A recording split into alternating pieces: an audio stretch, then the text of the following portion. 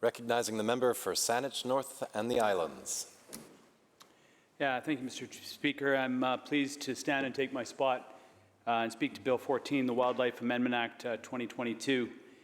And I wanted to start today with, because this is an issue that, as I've talked about often, is near and dear to my heart. My Coast Salish name is SřejHENEP. I'm a SřejHENEP person from the village of WJOÞ�EÐ�P. And my father, his name is TSAYWESUT. And his name shows up in the Supreme Court of Canada in the Morris-Olsen case. It's a hunting case, and it's a rights and title case that the Supreme Court of Canada found in favor of my father and Wayne Morris and protecting their hunting rights. And I have a particular experience, my family has a particular experience engaging with the Wildlife Act in this province. And it hasn't been a positive one. It's not one that brings a lot of happiness to our family, frankly. It's challenging. It's challenging as we see yet another generation of hunters getting arrested and picked up on hunting charges from our community and going through the very same process that my father went through. And it seems like, frankly, like Groundhog Day. And so I think the Wildlife Act is an act that needs to be amended and looked at from the bottom to the top. And what we're doing here with this Wildlife Amendment Act is we're tinkering. And I think my colleague earlier raised some interesting points that I might touch on here in a few minutes. But first, I'd just like to read something that was posted on the SřejHENEP Leadership Council website. It's an interview with my uncle, Sington. Sington's a very powerful storyteller in SřejHENEP, and so I'm just gonna read. You can find it online on their website, but I just wanted to read this into the record because I think it puts into context what we're talking about in this bill, where we're talking about hunting rights of Indigenous people, the relationships between neighboring Indigenous nations and Indigenous peoples, the agreements and the arrangements that have been put into place over the years between Indigenous nations that the provincial government, frankly, hasn't recognized, which has caused a lot of our people to have to stand before the courts and hear some, frankly, pretty terrible and awful things that have come from the mouths of the lawyers of this province. And it also, I think, it also highlights the need for our information to be maintained and protected in a way that Indigenous people want it to be maintained and protected. And as I've heard in this debate, some concern around the secrecy of Indigenous information, and I think that it's an important place to start because there are some very important pieces of information that are not to be shared. But if we start from that place and we have an open dialogue, government-to-government dialogue with Indigenous nations, I think we can overcome some of the perceived challenges of what that looks like to ensure the sensitivities are maintained. Sington says this: "The natural laws were originally given to our ancestors and forefathers by Cheols, the Creator, when he walked on the land. He gave us our natural ways of living on our land. Our families have been here for thousands of years. Our parents were fluent in SřejHENEP. I've been working on this project with my sister, Cosinia, Linda Elliott, my cousin, Celilia, Belinda Claxton, my nephew, Kevin Paul, Lou Claxton, and also Eric Pelkey, who is working on parks and such things like that. I've been working on this for 41 years, and my sister has been working on this for 42 years. We've been working with 18 fluent SřejHENEP speakers, developing a curriculum for a tribal school. Part of this work includes the publications of the reef net technology, the SĽHENEP, which I've talked about often in this house. the saltwater people, and the calendar of the moons. Tim Montler came from Texas University to work with us on capturing the stories and language. We've been delving into stories about the origins of our people as far back as we can remember.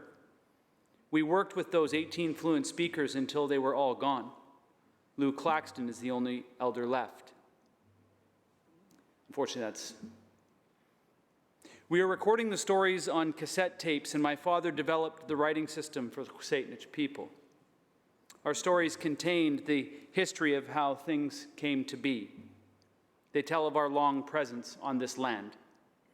There are some things in the language, sacred words we use to communicate with the natural world that we can't share.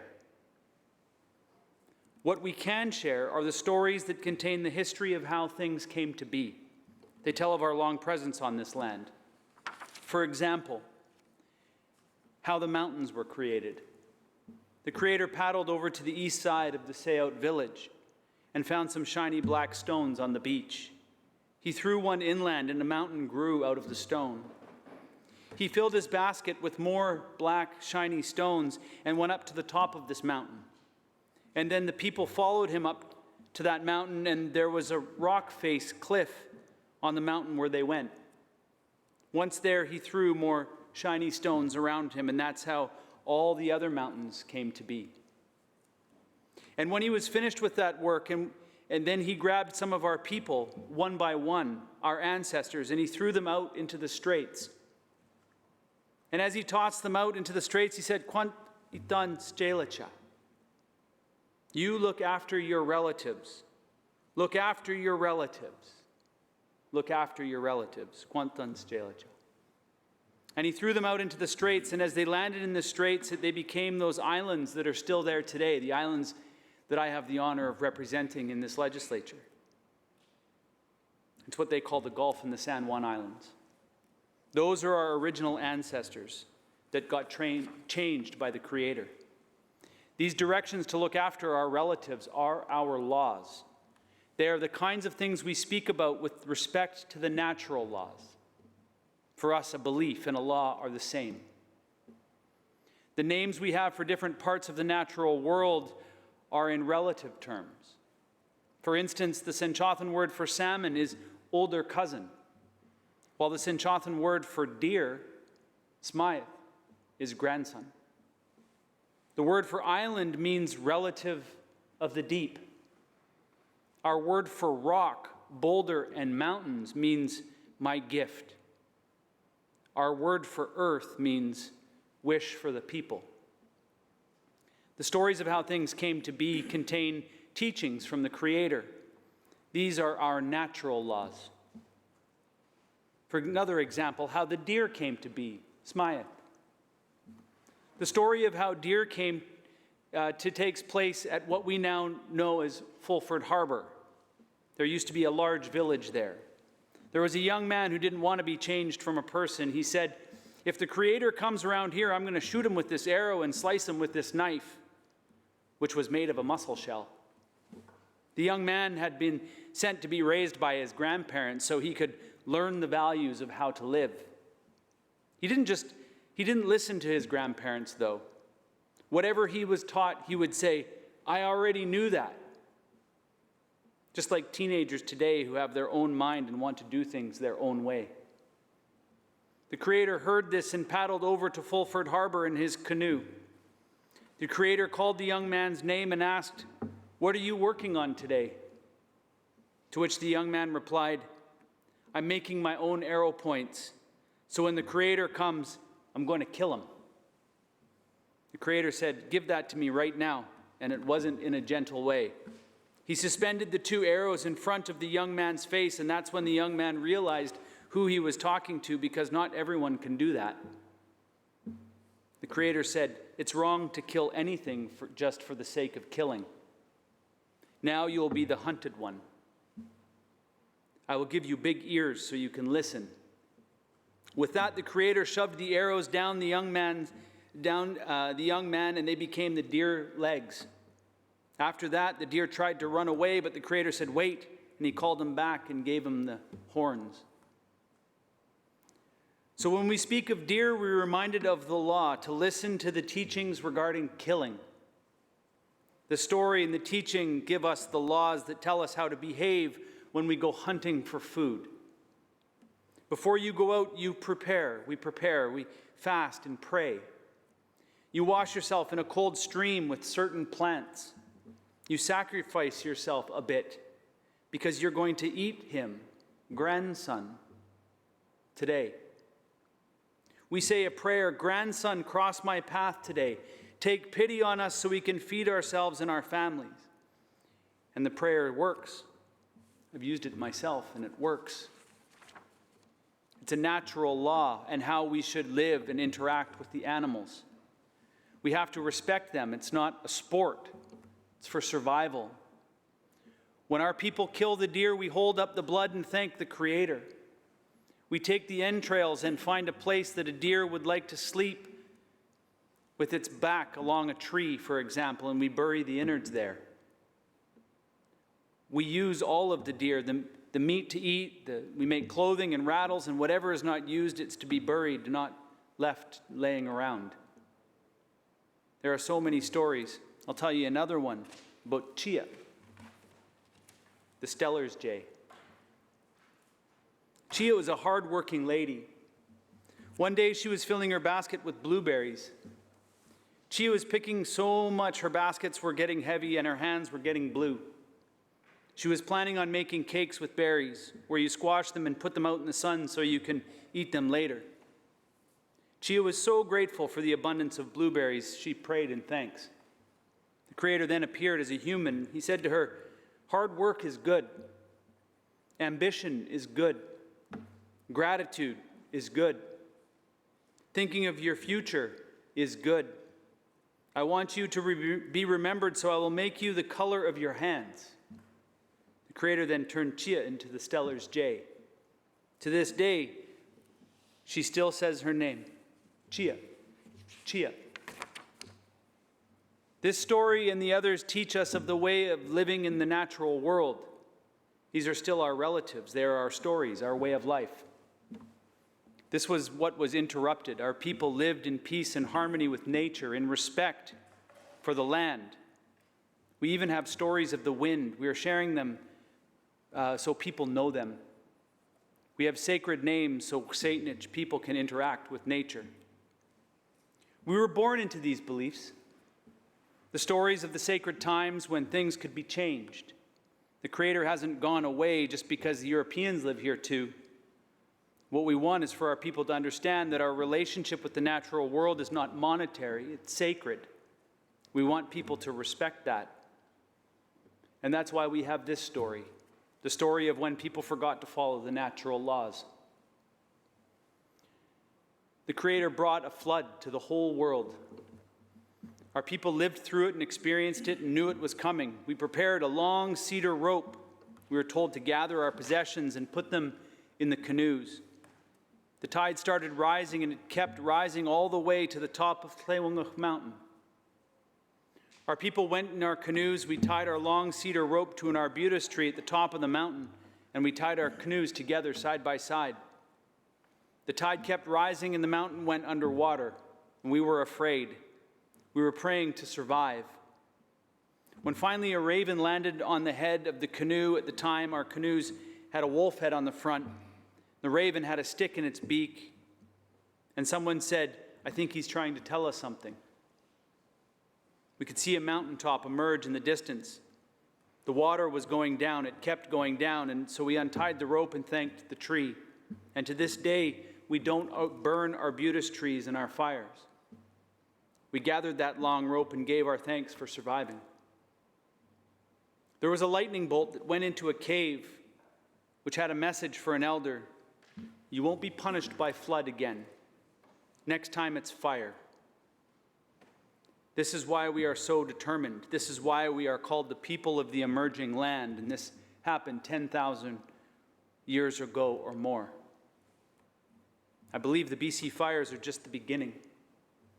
I see what's happening in Australia, and that's what I think of, because the people have forgotten how to live on the land. Our original law says that what you do in life will return to you. If you do good when you are young, it will come back to you when you are old. If you do wrong, it comes back to you or your loved ones. Those are the words of my uncle, Jacinton. And I think as we debate and have this conversation about the Wildlife Amendment Act, this Bill 14, and we're talking about the wisdom that Indigenous people can share with us all in this House, with all British Columbians, it's important that we do it with sensitivity. It's important that we do it with the respect that it deserves. I knew these stories. And even I went to the SÄHENEP website in the hopes to find them written down in a way that could be delivered from our elders, because I didn't want to disrespect these teachings. I wanted to be able to find a way to share these teachings about killing, which is what this Wildlife Amendment Act is ultimately about. Everybody's right to kill wildlife. And the relationships that we have with the natural world and how we are to relate to those animals whose lives we are taking. And we've received a lot of emails and we hear a lot about people and their rights just to kill animals. And I think it would do us well to understand the story of SÄHENEP and the teaching that our youth and the SÄHENEP people have around killing unnecessarily, killing for sport, killing respectfully. I remember reading a story written by Diamond Jeunesse, who was several decades ago, one of those first anthropologists that came through our territory. And he talked about, in his story, about the great effort that the SÄHENEP people went through when their family members went out hunting. The entire family would fast. And if the family ate, the deer would know, because they would know that the sacrifice that my uncle Jacinton talked about wasn't there. That the family obviously didn't need this meat, it was not hungry enough. And there's your strong beliefs, and there are strong beliefs about how to live with and live on the land, but how to live with nature, how to live in an environment as part of it rather than as being this domineering force that can do as it pleases. Just have a couple more comments to make, a comment specific to some of the other things that I've heard so far in this debate. And I recognize the issues around secrecy and the impacts that can have. I think we've seen that here over the last number of years, the impact that can have when Indigenous nations, Indigenous rights, and the rights of other British Columbians in hunting come together and create conflict. And I think one of the things that we in this role at the provincial government have to do is find ways to be able to manage those relationships as an intermediary, and we have to do it in a respectful and a responsible way. We have to be able to articulate why some things cannot be shared, and that no offense should be taken. There are things that I don't know about families that live right next to me, and I accept that. There are places that they would go, sacred places that they would go and engage in their family's private ceremonies that I know enough not to ask about. But we're not raised with those teachings now. We're not given that information now. And so we are offended when a family says to us, it's not your information to have. It's not for you to know. No offense. You're better off not knowing that information. And that's not the way our modern world works, as we have seen, as we've all been flooded with dozens and dozens of emails about hunting in this province. So secrecy is an issue, but it's an issue that must be managed by the provincial government as an intermediary in these conversations. I'd also like to talk a little bit about the overlap issue that was raised earlier. This is largely a creation of the BC treaty process. Indigenous people, it would be wrong to suggest that there was not conflict on the land. there was definitely conflict on the land. There was definitely conflict between Indigenous peoples. But since time immemorial, there were mechanisms that were put into place to deal with those. And those have largely been replaced by an Indian Act. We now look to Crown governments to have the mediation, the negotiation tools to solve those problems. And we find actually that they're not doing a great job of solving them. For the last 20 years, 25 years in this province, we've had an overlap problem. And it's been used as an excuse why we should have inaction. It's been used by this government, the Crown governments, as a way to create mischief amongst Indigenous nations, to turn us against each other, us against ourselves, families against families. The overlap, the territorial overlap was created when the BC treaty process said, submit your maps. And it was based off of a way of negotiating that we do now, which is ask for as much as you possibly can think of, because over the negotiation it will be whittled down and it will be whittled down. But what that's done is it's created incredible conflict on the land base with Indigenous people. These sheltering agreements are an example of how Indigenous nations have found ways, in some instances, to come together and to find a way so that they're relatives. Because it's not as clear-cut as an Indian Act reserve. It's not as clear-cut as a membership with this village or with that village. We have relatives all over this province. We have connections all over this province. And so I think it's an important piece that was raised by our colleague here from the BC Liberals, and certainly the governance issues that we all face together in this province now as a result of many, many decades of this Crown government not engaging with Indigenous peoples in the way that they should have. We've now inherited that mess, and it will be up to us to find a way to responsibly fix it. And with that, I look forward to the rest of the second reading speeches and debate, and I'll take my seat and look forward to the committee stage of this bill. Thank you.